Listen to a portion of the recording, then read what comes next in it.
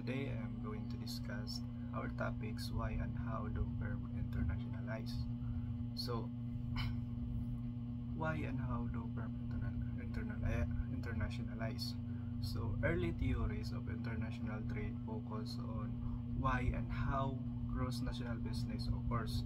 However, in 1960s, scholars began to develop theories about the managerial and organizational aspect of a firm internalization.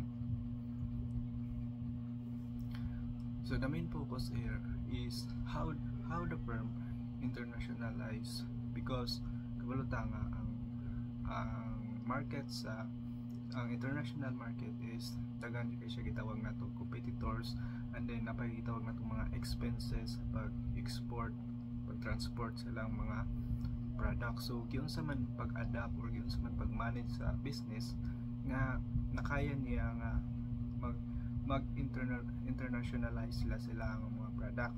So diri na to ma-discuss, diri na to mabaw-an og giunsa nila o usa mga pamaagi nga ilang gihimo para maka-internationalize sila.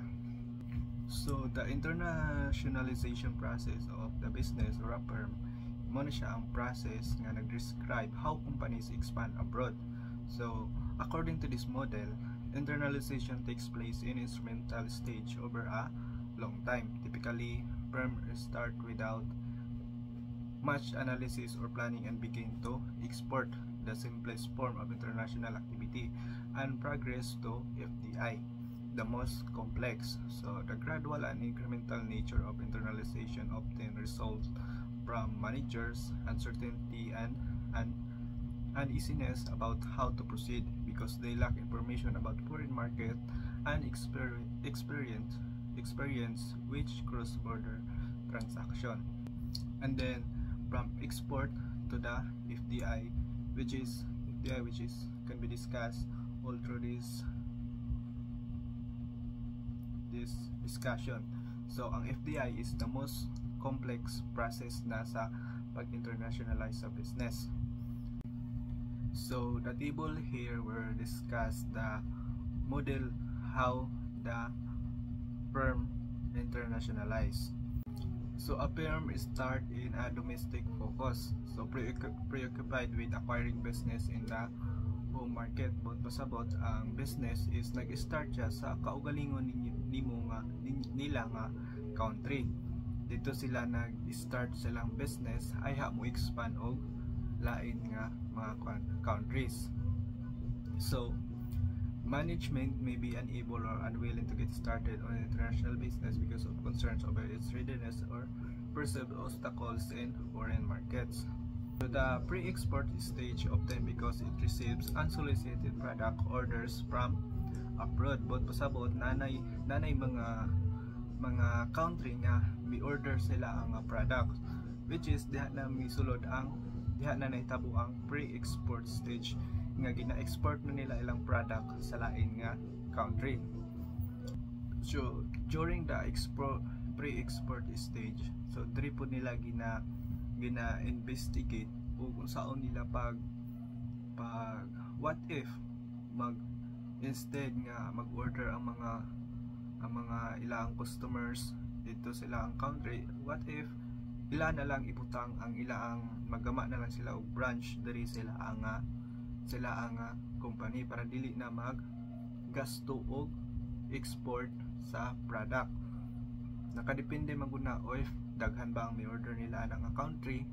So if daghan ang may order ana nila nga country, mas dako ang expenses pag-export mo nang much better nga magama na lang sila og branch diha para ang ilang i-export is ang mga raw materials, and then dito na nila gamon ang ilang product.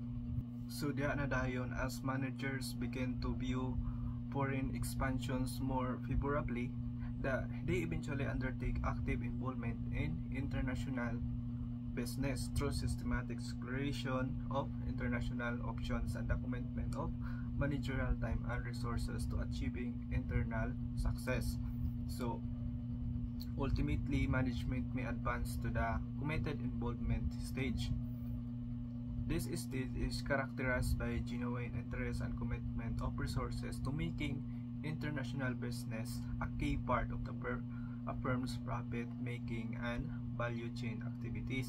So in this stage, the firm targets numerous foreign markets via various entry modes, especially FDI.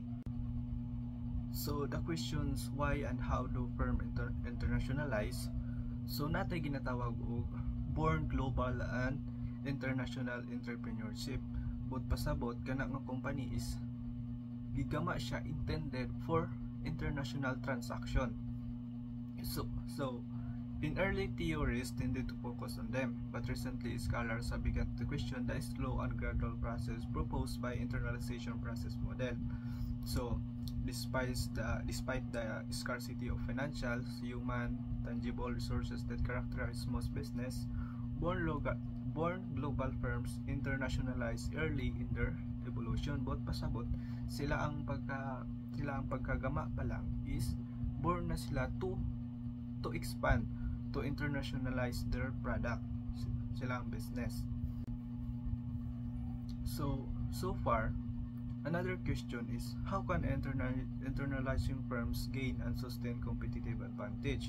If ever nga naka-internationalize na ang business, yun sa nila pagkuan, yun sa nila pag-gain o pag-sustain sa competitive advantage. Da namon sulod tong yun sa nila pag-manage nga maka-compete sila into other company o masustain nila ang ilang business. So far, we have focused on the international process of individual firms, including small firms or those new international business.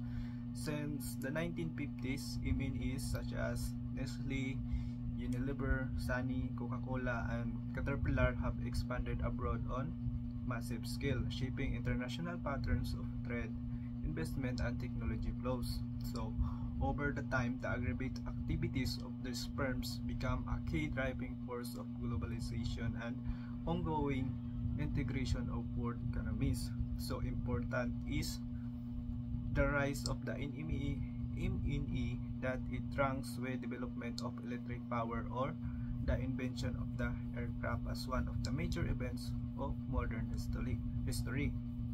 So what is MNE's company? So example nila is the Nestle, Unilever, Sunny, Coca-Cola, and Caterpillar. So we are now going to discuss what is MNE. So the MNE is a large company, resource-rich company whose business activities are performed by a network of subsidiaries in numerous countries. So they typically MNE establish worldwide production facilities, marketing subsidiaries, and regional headquarters, and other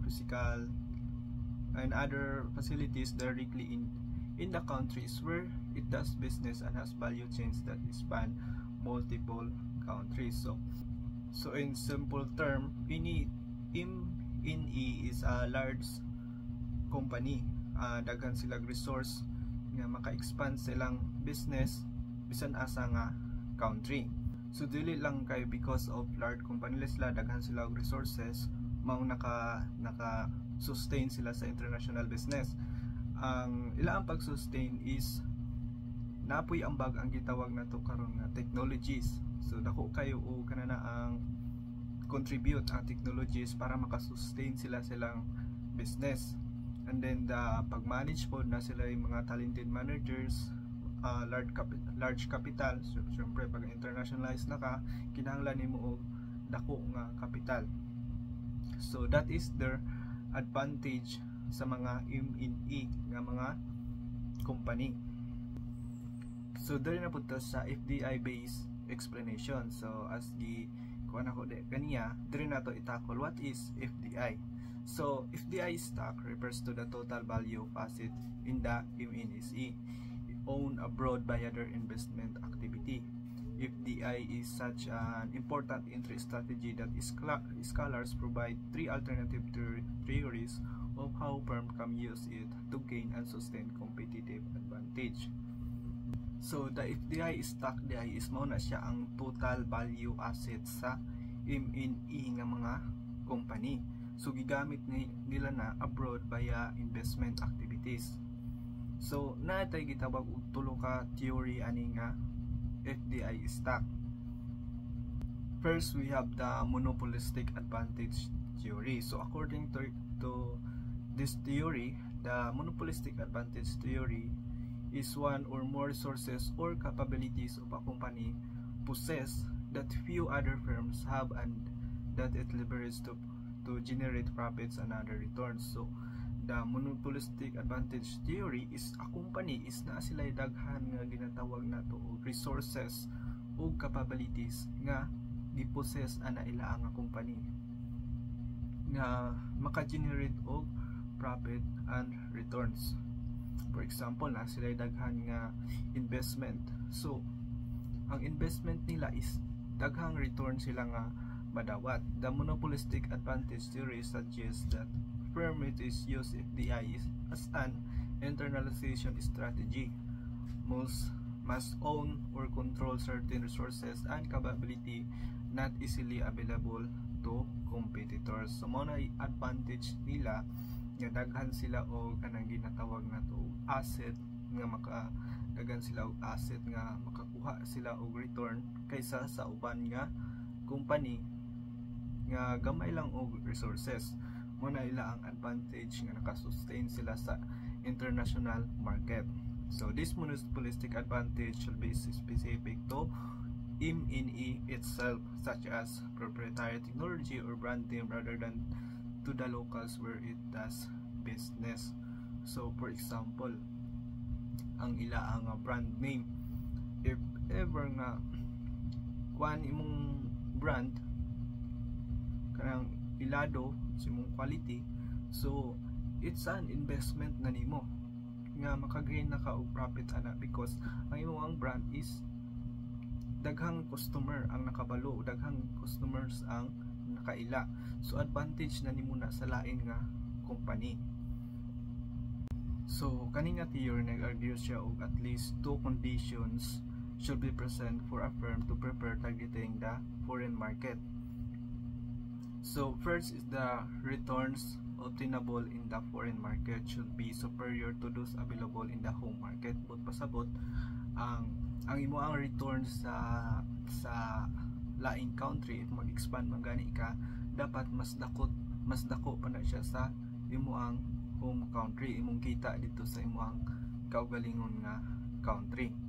So this will provide the firm with incentives to expand abroad to take advantage of its own monopoly. So the second is the return obtained in the foreign market should be superior to those earned by its domestic competitors in its industry in the foreign market. This will give the firm an opportunity to make monopoly profits that domestic companies in the foreign market cannot imitate. So dili lang di ay kay sa imo ang country dapat dako imo ang profit. So dapat inig mo kuan ka mo internationalize ka sa imong business, mo expand ka sa imong business, is dapat imo ang profit is mas dako sa mga competitors nimo aron dili nila ma-imitate ang imo ang company. Next, we have the internalization theory. So numerous scholars have investigated the specific benefit that M&Es derive from FDI based entry. For example, when Procter and Gamble entered Japan, management initially considered exporting an FDI. With exporting, P&G would have to contract with an independent Japanese distributor to handle warehousing and marketing of its soap, diapers, and other products. However, because of trade barriers imposed by the Japanese government, the strong market power of local Japanese firms, and the risk of losing control over its proprietary knowledge, P&G chose instead to enter Japan via FDI. It established its own marketing subsidiary and eventually national headquarters in Tokyo. This arrangement provided various benefits of P&G would not have received had it entered by contracting with Japanese distributors it did not own. So for this example, the the P&G is nag-export sila og mga product nila sa Japan. However, if mag-export sila og product dito sa Japan, so magkinahanglan na pud sila og warehouse para silang stock, and then magkinahanglan na pud sila mag-hire og mga Japanese nga mo introduce sila ang product. So mas dako na siya og risk because na may mga local nga competitor sa Japan, and then the government policy, so na po ito yung mga tax or unsay gi-impose niya nga policy sa government sa Japan, so mas dako og risk. Instead, ang P&G misulod sila through FDI nga dito sila naghimo og warehouse nila, and then ang ilang ginatawag na to raw materials kailang gigamit is dito ra po nila gikuha sa Japan. So in that case, no, naa sila i-control sila ang company, and dili na nila kinahanglan nga mo magkik-transact pa sa mga Japanese nga mga firms, mga business para lang ibaligya ilang product. Na sila kaugalingon nila nga sila mismo ang nag-control sila ang company dito. The internalization theory explains the process by which firms acquire and retain one or more value chain activity inside the firm. As gibuhat sa P&G dito sa Japan, internalizing value chain activities helps minimize the disadvantage of dealing with external partners for performing arm's length and activities such as exporting, licensing, and then internalization also gives the firm greater control over its foreign operation.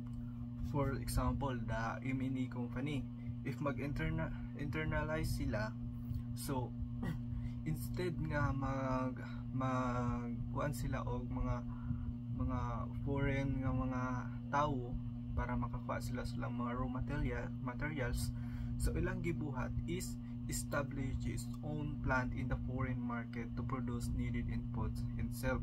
So instead of buying them from foreign mga independent supplier, so sila na mismo may nagbuhat or establish sila ang dito sa domestic market para maka-produce sila ang product. Kay for example manggod, if makig-partner sila sa, for example sa Japan, magig-partner sila og company dito para pag-produce silang product, murag nana po yung ginatawag nato og mga government policy, and then ang ang control is dili kay nila makontrol ang company. So instead nga mag-hire sila og mga inana, so ang ilang gibuhat is sila na mismo is nagama sila og kaugalingon nila nga production dito sa country sa Japan, aron sila mismo na i-control sila ang mga product nga pangimuon, and then most importantly makakontrol sila ang development, then ang mga process. So next, according to Downing's eclectic paradigm, so according niya, paradigm is a framework for determining the extent and pattern of the value chain operations that companies own abroad. So thus, the eclectic paradigm is often viewed as the most comprehensive FDI theories. The eclectic paradigm specifies three conditions determining whether a company will internationalize via FDI. Para niya, no, according to paradigm, to successful conduct a business in foreign market, the M&E company must possess ownership specific advantage relative to other firms already doing business in the market. That is, it should hold knowledge, skills, capability, key relationships sa mga customers, and other assets that allow it to effectively in foreign markets. So makakompete sila competitively in foreign markets. These assets amount to the firm's competitive advantage. No, to ensure international success, the advantage must be substantial enough to offset the cost of the firms incurs in establishing and operating foreign operations. The second condition is that determines whether a firm will internationalize via FDI is the presence of local specific advantage.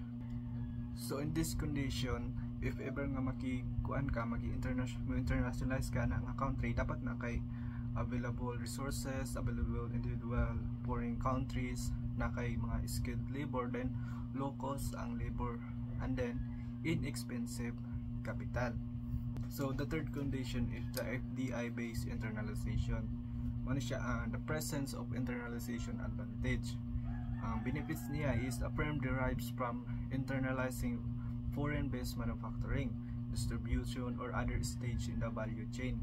When profitable, the firm will transfer its ownership specific advantage across national borders within its own organization rather than disbanding them to independent foreign entities. The FDI decisions depends on which is the best option, internalization versus utilizing external partners, whether they are licensed distributors or suppliers. So internalization advantage includes the ability to control how the firm's products are produced or marketed, the ability to prevent unintended dissemination of the firm's proprietary knowledge. So after ato nga FDI based explanation, dari na punta sa non-FDI based explanation. So first we have the international collaborative ventures. A collaboration venture is form of cooperation between two or more firms. Ang pinakauna characteristic niya ani is there are two or more major types of firms. First is the equity-based joint ventures that result in the formation of new legal entity. And then the second is non-equity-based strategic alliance, in which firms partner temporarily to work on projects related to R&D, design, manufacturing, or any other value-adding activity. In both cases, collaborating firms pool resources and capabilities and generate synergy. In other words, collaborations allows the partners to carry out activities that each might be unable to perform on its own. So the pag-collaborate nimo is nag-share risk ka to their joint efforts. So but pasabot nag-collaborate ka sa lain nga company. For example, if mo internationalize kasi mong business, and then kulang ka og product, and then na isa ka company nga tanan nimong product ng kinahanglan sa pag-produce sa imong business is naa nila, and then syempre mas makakuan ka dito if makikolaborate kanila or makikpartner kanila para sa pag-produce sa imong product. So that is means the collaborative venture. So collaborative venture can give a company access to foreign partners, know-how, capital, and then distribution channels, marketing assets, or the ability to overcome government imposed obstacles. By collaborating, the firm can position itself better to create new products and enter new markets. And then we have the networks and relational assets. So the network and relational asset represents the economical beneficial long-term relationship that firms undertakes with other business entities such as manufacturers, distributors, suppliers, retailers, consultants, and bank suppliers, transportation suppliers, and then the governments. Firm level relationship assets represents distinct and competitive advantage in international business. So the international market and purchasing, or ginatawag na to IMP, research consortium in Europe has driven much of the theory development on networks. So the network theory was proposed to compensate for the inability of traditional organizational theories to account for much that goes on business markets. In networks, the buyers and sellers become bound to one another through ongoing exchange and linkage of products, services, and financial technology and knowledge. Continued interaction among the partners results in a stable relationship based on cooperation and creates value and competitive advantage even among competitors. But the network linkage represents a key route by which many companies expand their business abroad. So develop new markets and develop new products. In international business, mutually beneficial and enduring strategic relationship provide real advantage to partners and reduce uncertainty and transaction costs. So for the continuation, political and legal system in national environment, the nature of country risk. So if mag-expand ka mag-expand ka sa mong company, na ginatawag na to country risk, yung ma-encounter nimo nga dapat nimo i-assess ay ka mo internationalize sa imong business. So first, the country risk is a exposure to potential loss or adverse effects on company operations and profitability caused by developments in countries' political and or legal environments. So before ka mo invest mo expand sa imong business, the country risk is dapat nimo i-assess sila ang legal factor, mga political factor, and then sila ang economic, unsa ang development, unsa ang movement, silang economic, silang social, technological developments. So government intervention, mga protectionism, mga barriers to trade and invest are particularly notable in international business. If ma-mismanagement nimo na or ma-fail ka na nga pag-assess sa ilaang national economy, makalid na sa financial crisis, matingala na lang ka nga dako kag kita sa imong business pero walay return nga nadawat sa imo because sa mga regulations, mga legal law nga gi-employ anak nga country, so dapat imo anak nga bantayan.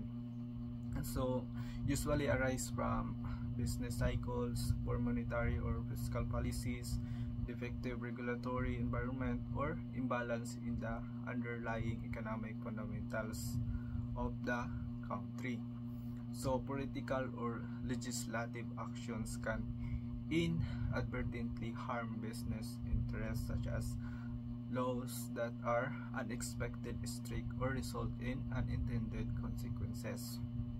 How prevalent is country risk?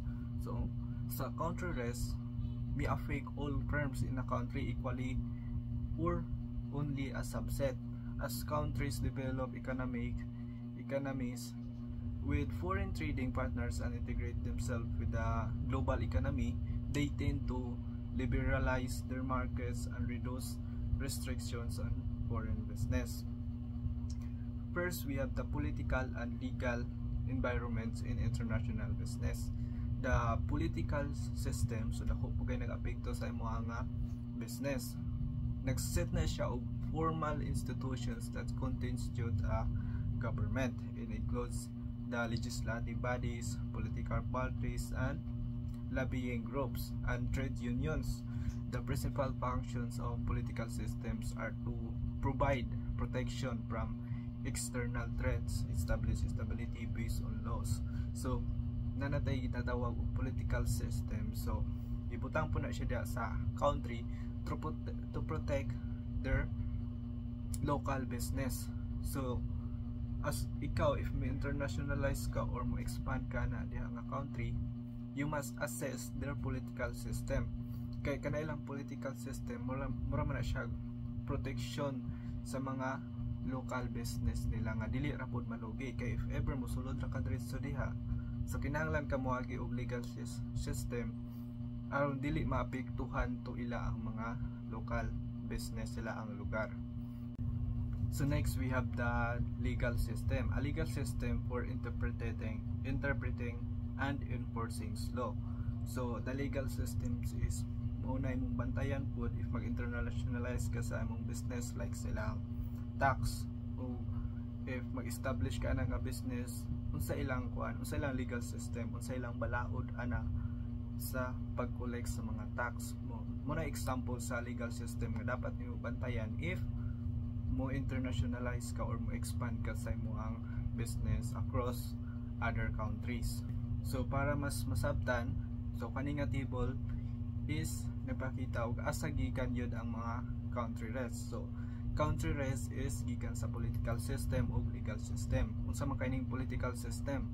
The government, political parties, legislative bodies, then lobbying groups, trade unions, and other political institutions. While in the legal system naman, the laws, regulations, and rules that aim to ensure in commercial activities and then resolve dispute, protects intellectual property, and tax economic output. So mo diha gikan ang mga country risk nga dapat nimo bantayan if mag-expand ka sa imong business. So mao ra ang part. Thank you very much everyone sa pagpaminaw, and then the next part will be discussed to my group mates. Thank you.